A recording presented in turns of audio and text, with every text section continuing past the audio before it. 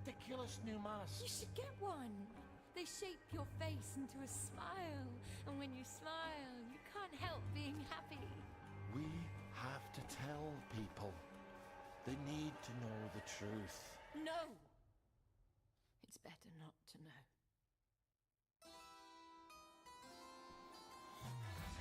Wakey, everyone. And it's another fabulous day in Wellington Wells. We Happy Few, which originally started as a Kickstarter, is an action-adventure game released by Compulsion Games. Originally, it showed up in early access back in 2016, and it just now received a full release in August 2018. The studio, Compulsion Games, was recently bought by Microsoft and will become one of their newest first-party studios. Despite the joining of forces, We Happy Few will still be released on PlayStation 4 and Steam, alongside an Xbox One release. The story takes place in an alternate timeline of World War II in which the United States did not join the Allies and left Great Britain to fight the Germans with very little help. Desperate to be free from the grips of the Germans, the town of Wellington Wells does something so heinous that they can no longer be happy. To fill that void, they begin taking a pill known as Joy, which makes you see pretty colors and forget your memories, among a lot of other things. Taking Joy is mandatory if you want to be a citizen of Wellington Wells and not outcasted. However, taking Joy is essentially turning the citizens of Wellington Wells into mindless robots.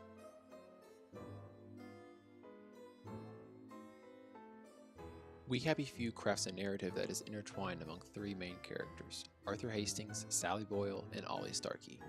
Each of these characters have their own demons and memories they would like to soon forget. Despite their hardships, they strive to be free from the grips of joy, regain their memories, and move on with their lives. In the game, you follow each of these characters as they seek to find freedom outside of Wellington Wells.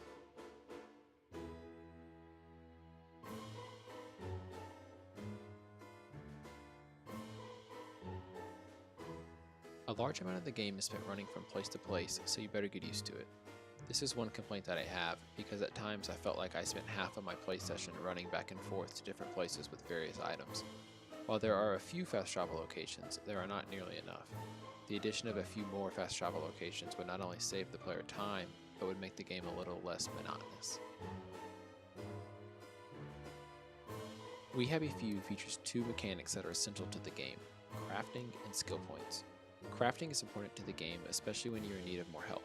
While playing the game, you must collect materials that you can either use to craft medicines, health supplies, weapons, or various other items.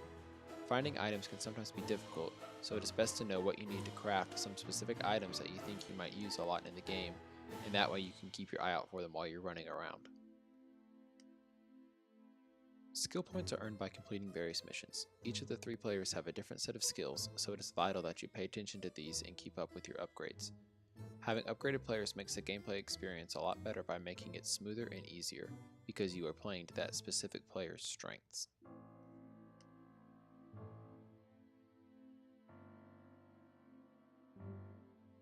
After a rocky start with some frame rate drops, the game finally feels good to play. Prior to the update, playing the game was choppy, glitchy, and overall not really the best experience.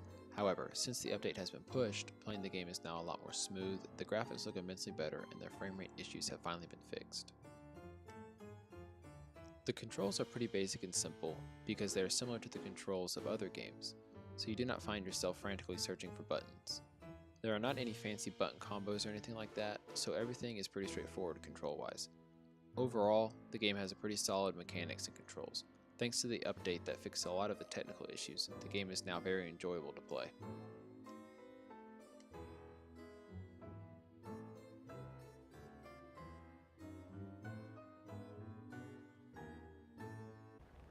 Do you think it's sweet enough?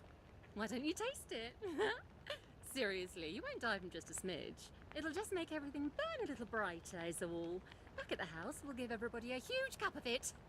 It doesn't hurt when we free our souls from their fleshy prisons, does it? I think your heart races for a bit, and then off we go to the ethereal plane. Why don't we use hemlock? Like how Socrates killed himself. Hemlock doesn't hurt at all. My God. They're brewing poison. We Happy Few is telling a dark and mysterious story, so it's only right that the music matches that theme. The game has really good background music that is upbeat, yet equally as dark and creepy as the game. I also really love that the music does not take away from the game at all. The music serves as a supplement to the strong narrative that the game presents, but it doesn't take away from the story itself. The story aspect of the game is the cake, and the music is just the icing on top of it. Graphics are probably the weakest part of the game. At launch, there were frame rate drops everywhere, rendering issues, and an overall just laggy feeling. However, since an update that was pushed a few days after launch, things have gotten immensely better, which is always a huge plus. However, the game still really isn't that great graphically. It's fairly basic and there are a lot of repeating buildings, landscapes, and characters. The cities, for the most part, all look the same, the houses are all very similar, and the insides are all essentially the same design as the houses next door. There are about 4 different characters that walk the street, so you see the same ones all the time, and especially this little old lady who constantly screams very loudly. As I said earlier, a lot of the game is spent running from place to place. It's so easy to get lost because everything looks exactly the same. It also makes that part of the game even more boring since there isn't much new to look at while you're running around. When sprinting from town to town, you essentially look at the same landscape and the same scenery the whole time. Despite a stale environment to explore, there are many side quests that can be done in the game, which only adds to the story. Again, the story is where the game succeeds. Hidden throughout the main quests and side quests are memories, and when you find them, they fill in a little bit about that character's past. This is a really nice touch to the game, and it makes you actually want to search out those little hidden gems in the game, because when you find them, you figure out something about the person's past that you wouldn't have known otherwise.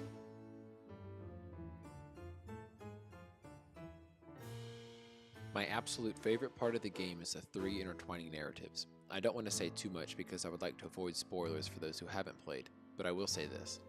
The folks at Compulsion Games are master storytellers. The game received a little bit of pushback because of its main selling point being about a bunch of happy people who are trying to find joy, no pun intended, in drug addiction. But the game is telling so much more than that. It's not a game about drug use.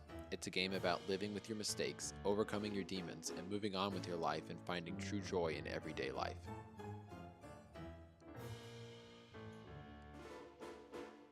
Overall, We Happy Few is a solid game that I would definitely recommend playing.